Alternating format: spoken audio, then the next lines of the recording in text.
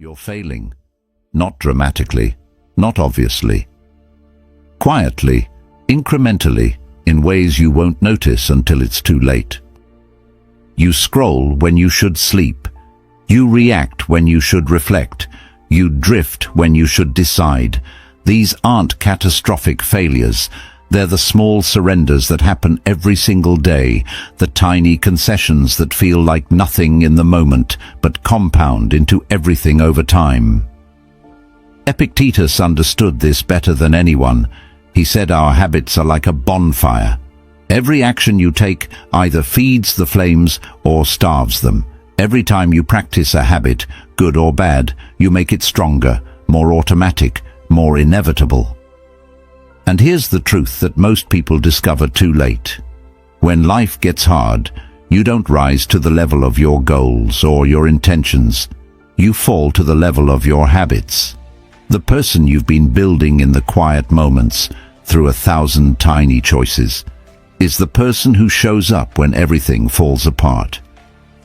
Right now, you're building someone. The question is, who?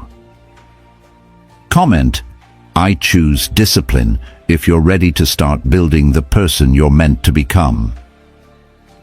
The Stoics knew that survival, and more importantly, thriving, depends entirely on the daily practices you cultivate before you need them. They identified specific habits, concrete practices that transform abstract philosophy into lived reality.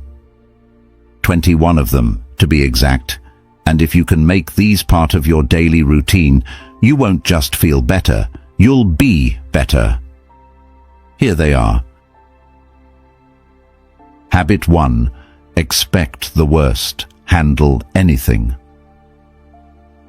Marcus Aurelius wrote, "When you wake up in the morning, tell yourself, the people I deal with today will be meddling, ungrateful, arrogant, dishonest, jealous, and surly." This wasn't pessimism. This was battlefield preparation from a man who governed an empire while fighting wars on multiple fronts. He knew that unprepared optimism is fragile, but prepared realism is unshakable. Before you check your phone, before you dive into the chaos, spend 2 minutes mentally rehearsing potential challenges. Your meeting might go badly. Your project might hit unexpected obstacles. Traffic might be terrible. Someone you trust might disappoint you. Your carefully laid plans might completely fall apart. By anticipating adversity, you remove its power to derail you emotionally. You're not hoping for problems or manifesting negativity. You're armoring yourself against surprise. When difficulty arrives, and it will, you'll recognize it as exactly what you prepared for, not as some catastrophic deviation from how life is supposed to be. You'll think, here's that thing I knew might happen, instead of, why is this happening to me? This single practice transforms you from a victim of circumstance into a prepared practitioner. The Stoics weren't naive about human nature or the unpredictability of life. They were prepared for it, which made them nearly impossible to knock off balance. Habit 2. Ask, who am I today? The Stoics made a crucial distinction that most people miss. The difference between goals and intentions, between externals and internals, between what you control and what you don't. You can't control whether your presentation succeeds, whether your client says yes, whether your work gets recognized, but you can absolutely control whether you show up prepared, present, and with integrity. Each morning before the world fills your head with its demands, ask yourself one question. What kind of person do I want to be today? Not what you want to achieve or acquire, but how you want to show up. Patient with your kids, even when they're testing you. Focused during work, even when distractions swirl. Kind to strangers, even when you're stressed. Honest in your dealings, even when lying would be easier. This single question transforms your entire day from a series of reactions into a deliberate practice. You're not just surviving the day, You're using it as an opportunity to build character. Every interaction becomes a chance to practice your chosen virtue. Every challenge becomes a chance to prove to yourself that you can be who you intend to be, regardless of circumstances. Epictetus taught that the chief task in life is separating what you control from what you don't. Your intention, the person you choose to be, is entirely within your control. Everything else is just scenery. Habit 3. Take a cold shower. Seneca was one of the wealthiest men in Rome, yet he regularly slept on a hard floor, wore cheap clothes, and ate simple food. Not because he was poor or ascetic, but because he wanted to prove to himself that he could handle it. He wanted to know with absolute certainty that if fortune reversed and he lost everything, he would be fine. He wrote, "Set aside a certain number of days, during which you shall be content with the scantiest and cheapest fare, with coarse and rough dress, saying to yourself the while, 'Is this the condition that I feared?'" The modern version: take a cold shower. Skip your morning coffee once a week. Walk instead of drive when it's inconvenient. Sit in physical or emotional discomfort for 5 minutes without immediately distracting yourself. Fast for a day, sleep on the floor, wear your least comfortable shoes. Why would you deliberately make life harder? Because comfort makes you fragile. When you require specific conditions to feel okay, your particular coffee, your preferred temperature, your exact routine, you become a slave to circumstance. You're constantly anxious about losing what you need to feel comfortable. But when you regularly choose difficulty, when you prove to yourself over and over that you can handle discomfort, you build unshakable confidence. You stop being terrorized by potential hardship because you know you can handle it. You've practiced. When real adversity comes, and it will, you're not facing unknown territory. You're facing familiar ground. Habit 4. Read something meaningful. Marcus Aurelius was the most powerful man in the world, yet he read Epictetus every morning. Not to learn something new, he'd internalized the philosophy years earlier. He read to remember what he already knew. Because wisdom leaks, you forget what matters. The noise of the world drowns out the signal of truth. Spend 5 minutes every morning reading something that elevates you. Stoic philosophy, biographies of people you admire, poetry that moves you, essays that challenge your thinking, books on psychology, history, strategy, or virtue.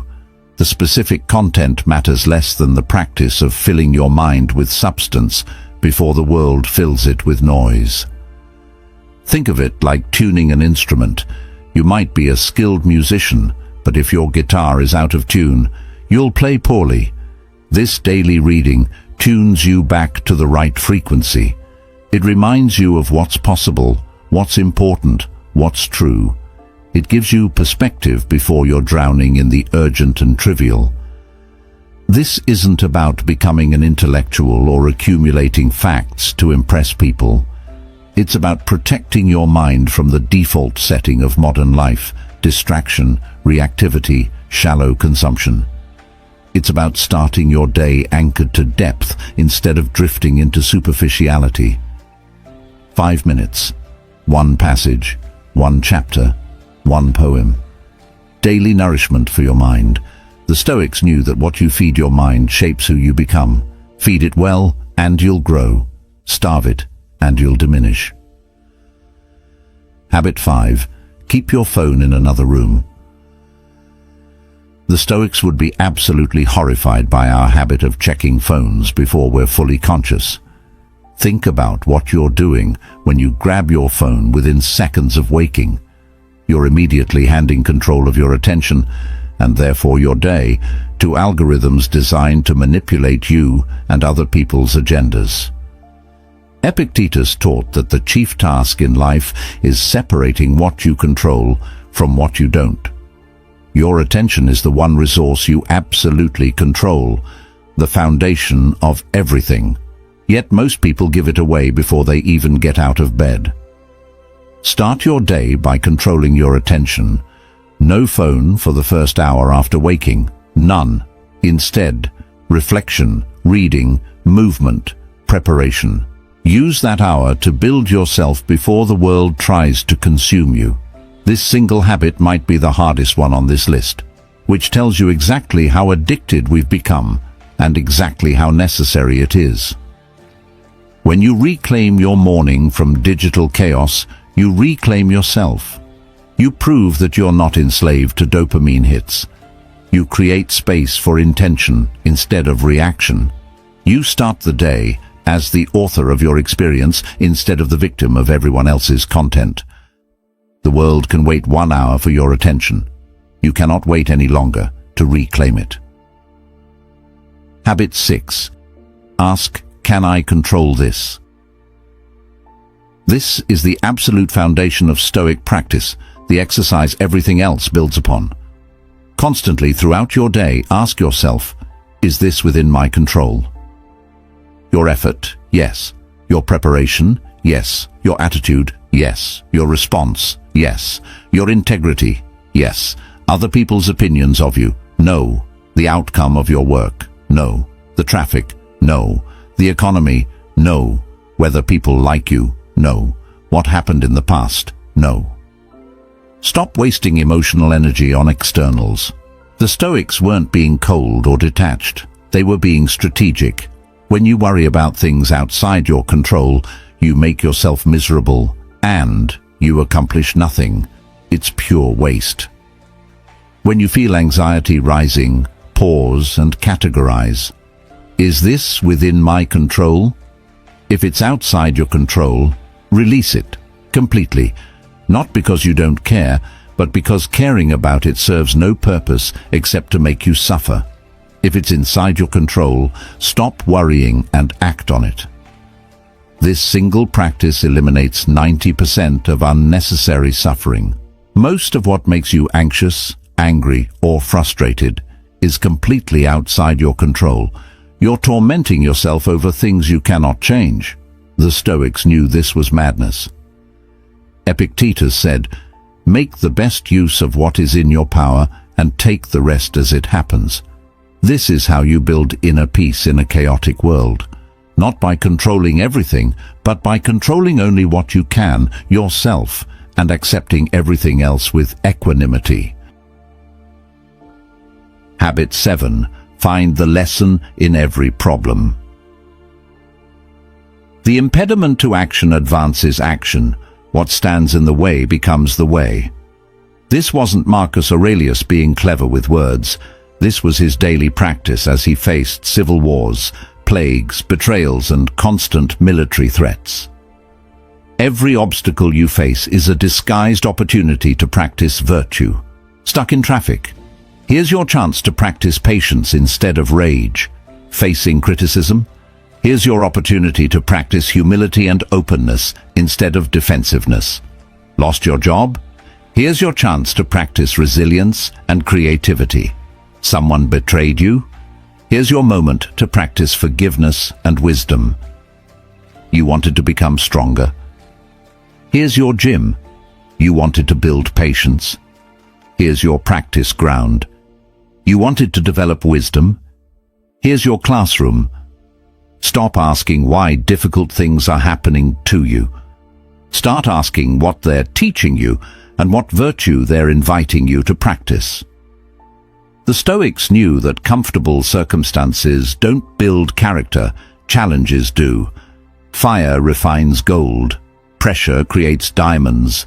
Obstacles forge strength. This isn't toxic positivity or pretending bad things are good. It's recognizing that you can extract value and growth from anything if you choose to.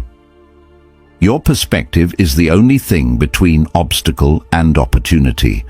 Change the lens, change the outcome. Habit 8. Imagine losing what you have. Once daily, imagine losing what you have. Your health gone, your relationships ended, your possessions destroyed, your life finished. Not to be morbid or to manifest negativity, but to cultivate two crucial states: gratitude for what remains and preparation for what's inevitable. The Stoics called this premeditation of evils, and it's radically liberating. When you regularly contemplate loss, several transformations occur. First, you stop taking things for granted. Your ordinary Tuesday becomes precious. Your working body becomes a miracle. Your loved ones become irreplaceable treasures instead of expected fixtures. Second, you hold things more lightly. You appreciate what you have without clinging to it desperately. You enjoy without attachment. You love without possession. Third, when loss actually comes, and it will, because impermanence is the only permanence, you're not blindsided. You're prepared. You've already done the mental work. Marcus Aurelius wrote, "You could leave life right now. Let that determine what you do and say and think." This awareness doesn't create depression, it creates clarity. When you remember you're going to die, you stop wasting time on nonsense. You tell people you love them. You do the work that matters. You live deliberately instead of drifting. Death isn't morbid to the Stoics, it's clarifying. It burns away the trivial and reveals what actually matters. Practice remembering it daily. Habit 9. Take 3 deep breaths first. Between stimulus and response, there's a space. In that space lies all your power, all your freedom, all your dignity. The Stoics practiced the pause obsessively because they understood that your first reaction is rarely your best reaction. Someone insults you. Pause. Something goes wrong. Pause. You feel anger rising. Pause. You want to fire off that email? Pause. Take 3 deep breaths. Create even 5 seconds of space. Then ask yourself, what would the wise version of me do here? What response would I be proud of tomorrow? This micro-habit prevents 90% of the things you'll regret. Your first reaction is conditioning, trauma response, evolutionary programming. It's the scared or angry animal inside you. Your second reaction, after the pause, is choice. It's the human being, the rational agent, the person you're trying to become. Seneca wrote that we suffer more in imagination than in reality. Most of the time, our instant reactions make situations worse. The pause gives you the chance to respond instead of react, to choose instead of being controlled, to be free instead of enslaved. You cannot control what happens to you. You can absolutely control the space between what happens and how you respond. Guard that space like your life depends on it. It does. Habit 10. Put your phone face down. Seneca wrote, "It is not that we have a short time to live, but that we waste a lot of it. Life is long enough, and a sufficiently generous amount has been given to us for the highest achievements, if it were all well invested." Where is your attention right now? If you're honest, it's probably scattered across apps, anxieties, and trivialities. Your attention is your life. Where it goes, you go. What you give it to expands. When you squander attention, you squander existence itself. Practice bringing your attention back to what matters. During conversations, be fully there, not planning your response or checking your phone, actually listening. During work, do one thing completely instead of 10 things poorly. During meals, taste your food instead of scrolling. When with your kids, be with your kids, not with your email. The Stoics knew that attention is the most valuable resource you possess. Guard it like a treasure. Protect it like a fortress. Choose deliberately where to invest it. When you master your attention, you master your life. When you lose control of your attention, you lose everything that matters. Every moment you're alive, you're spending the currency of attention. Spend it on things worthy of your finite existence. Habit 11. Text someone who challenges you. Epictetus said, "The key is to keep company only with people who uplift you, whose presence calls forth your best."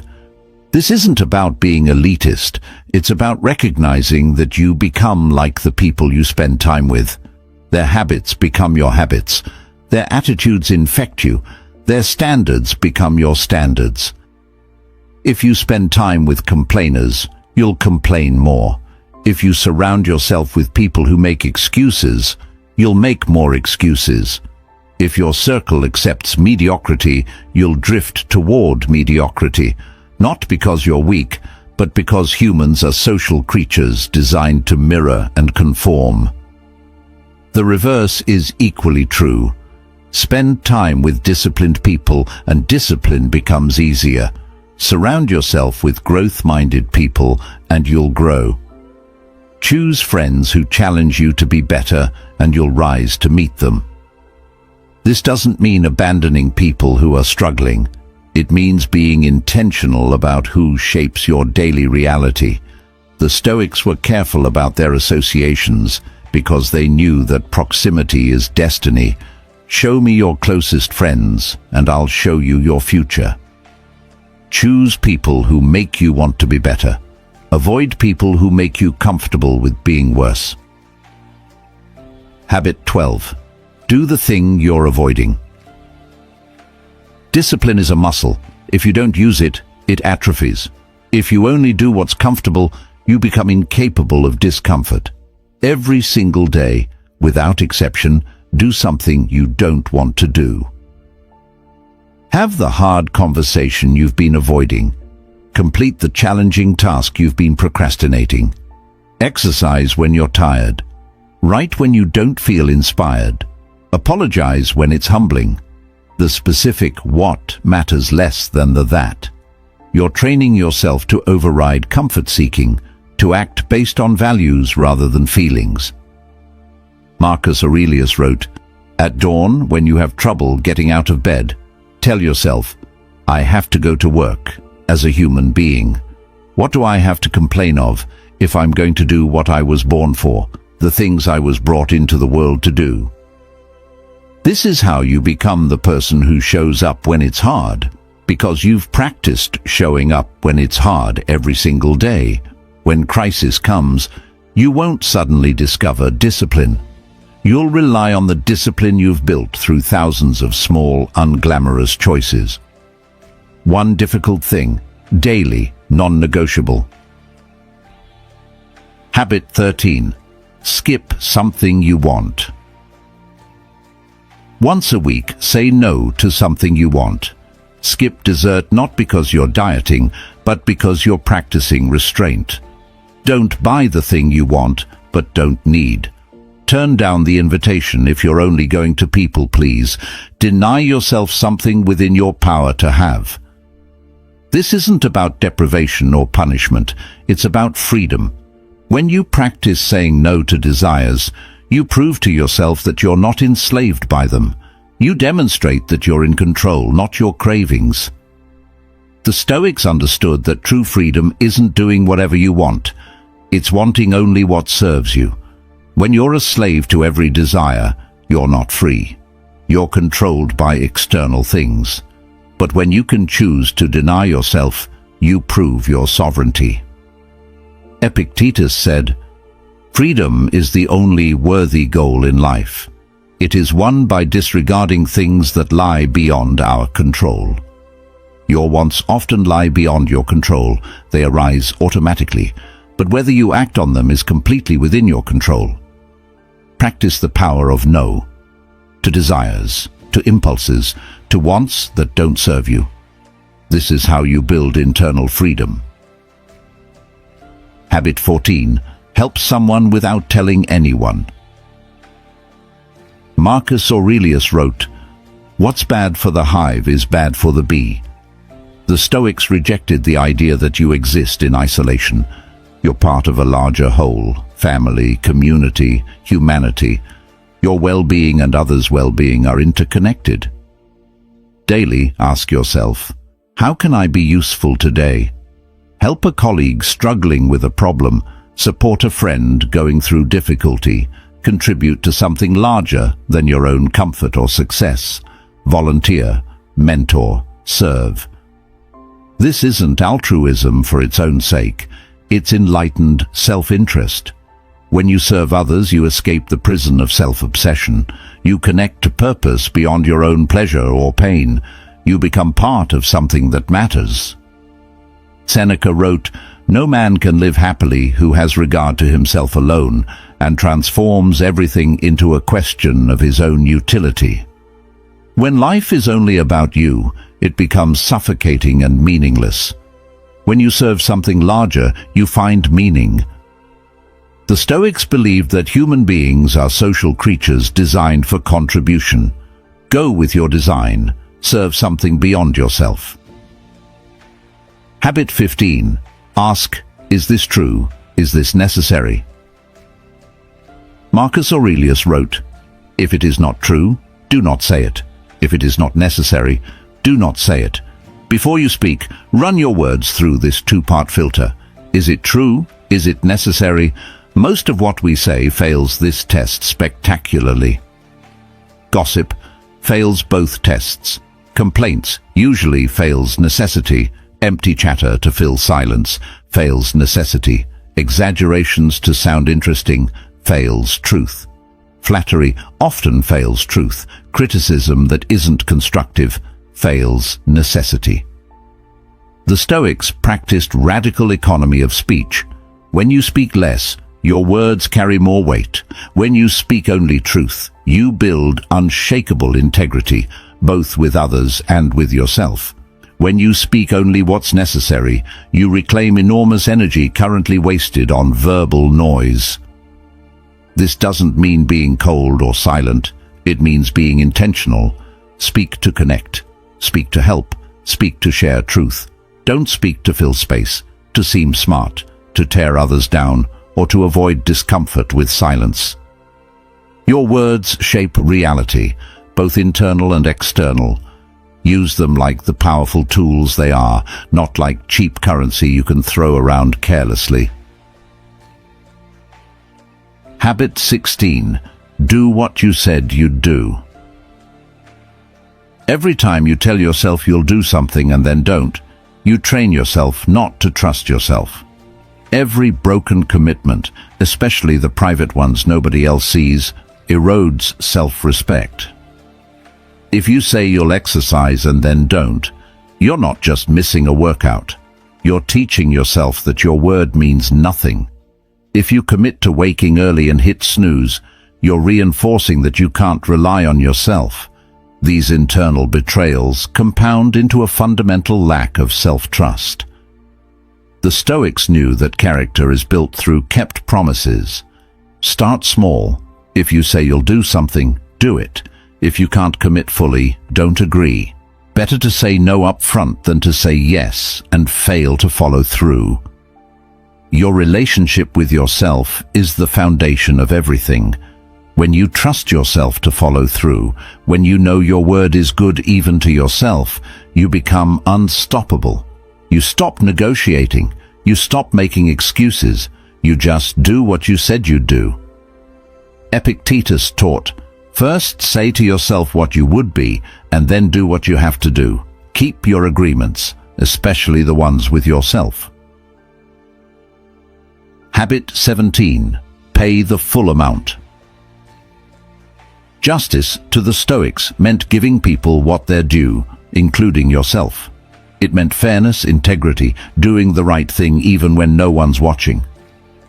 Pay the full amount, not a penny less. Give credit where it's due. Apologize when you're wrong. Don't take what isn't yours, including praise for work you didn't do or success you didn't earn. Return what you borrow. Honor your commitments. Be fair in your dealings. These seem like small things, trivial moments that don't matter. But the Stoics knew that character isn't built in dramatic moments. It's built in Tuesday afternoon decisions when nobody's watching. The person who cheats on small things will cheat on big things. The person who's dishonest in tiny ways is fundamentally dishonest. These tiny acts of fairness compound into character. When you're just in small things, you build the integrity that holds in big things. When you practice fairness in private, it becomes automatic in public. Marcus Aurelius governed an empire, but he obsessed over whether he was being fair to individual people. That's not because he was weak. It's because he understood that justice in small moments builds the character that can handle large responsibilities. Be fair, be honest, give people their due. This is how you become someone worthy of your own respect. Habit 18.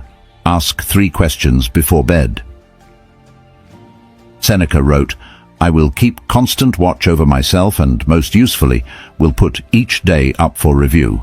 For this is what makes us evil, that none of us looks back upon our own lives." Before sleep, review your day with complete honesty. What did you do well? Where did you fall short? What could you improve tomorrow? This isn't about guilt or self-flagellation. It's about extracting wisdom from experience. Most people just live day after day without ever examining whether they're getting better or just getting older. They repeat the same mistakes endlessly because they never pause to learn from them. The evening review transforms experience into wisdom. 3 questions, 5 minutes. What did I do right today? Acknowledge your wins. Reinforce good habits. Build on strengths. What did I do wrong? Face your failures honestly. No excuses. No blame. Just truth. What could I do better tomorrow? Turn insight into action. Make tomorrow's plan. This practice creates a feedback loop of continuous improvement. You're not just living, you're learning. You're not just aging, you're growing. 5 minutes of reflection creates more growth than hours of mindless repetition. The unexamined day is wasted. Examine yours. Habit 19. Text, "I forgive you," even if you don't send it. The Stoics knew that resentment is poison you drink, hoping someone else will die. Holding on to anger, grudges, or shame doesn't hurt the people you're angry at. It destroys you from the inside. Before bed, release the day's grievances. Someone wronged you? They're either ignorant of what's right or suffering themselves. Forgive them. You made mistakes? You're human and learning. Forgive yourself. The person who cut you off in traffic, the colleague who took credit, the friend who disappointed you. Let it go. This doesn't mean accepting abuse or avoiding accountability. It means refusing to carry today's weight into tomorrow. Marcus Aurelius wrote, "The best revenge is to be unlike him who performed the injury." Don't become bitter. Don't become vengeful. Don't let someone else's wrong action turn you into someone worse. Forgive others because they're doing the best they can with what they know, even when their best is terrible. Forgive yourself because growth requires trying, and trying requires risking failure. Tomorrow is a new opportunity to practice better. Don't poison it with today's resentment. Release. Forgive. Sleep in peace. Habit 20. Name 3 things you're grateful for. Epictetus taught, "He is a wise man who does not grieve for the things which he has not, but rejoices for those which he has." Before sleep, name 3 specific things you're grateful for. Not grand things necessarily, ordinary things. Your breath moving in and out without conscious effort. Your bed. Clean water, a kind word someone offered, the fact that you're alive, that meal you ate, that conversation you had. This practice rewires your brain from scarcity to abundance, from focus on what's missing to appreciation for what's present. When you end each day with gratitude, you train your mind to notice blessings instead of only problems. The Stoics weren't naive about suffering or difficulty, but they knew that gratitude is a choice, a practice, a discipline. You can find things to appreciate in any circumstance if you look for them, and what you look for, you find more of. Gratitude isn't about pretending everything is perfect. It's about acknowledging that even in imperfection, there are things worth appreciating. It's about recognizing that you have enough, that this moment, exactly as it is, contains gifts. Sleep grateful, wake generous. Habit 21. Lay out tomorrow's clothes tonight. The Stoics knew that willpower is finite and motivation is unreliable. Don't rely on morning willpower or tomorrow's motivation. Create tonight's systems that make good choices inevitable. Lay out your workout clothes. Prepare your healthy breakfast. Write tomorrow's 3 priorities. Put your book on your pillow and your phone in another room. Remove friction from good habits and add friction to bad ones. You're not just planning. You're building the environment that makes tomorrow's best self the default option. When the alarm goes off and you see your workout clothes, you don't have to summon motivation. You just get dressed. When your phone is in another room, you can't mindlessly grab it. Epictetus said, "First say to yourself what you would be, and then do what you have to do." Tonight, prepare the environment for who you want to be tomorrow. Make the right choice the easy choice. This is the final habit for a reason. It creates a bridge from today to tomorrow, from reflection to action, from intention to reality. You've examined your day, forgiven and released, felt gratitude. Now prepare to do it all again, slightly better. The bonfire doesn't build itself, but if you prepare the wood, striking the match tomorrow becomes simple. Here's what happens when you practice these 21 habits every day. Nothing dramatic, at least not immediately. The first week, you'll still make mistakes. You'll practice the pause and still react poorly. You'll prepare for adversity and still get frustrated. This is where most people quit. But somewhere around week 3, you notice something. You pause before reacting when you would have exploded. You feel genuinely grateful instead of numb. You do the hard thing without the usual resistance. By month 3, the habits aren't hard anymore. They're just who you are. The morning routine feels natural. The evening review feels necessary. You've built new neural pathways. You've become someone new. By month 6, other people notice. You're calmer, more focused, more reliable. In crisis, where others panic, you assess. Where others complain, you act. This is the compound effect.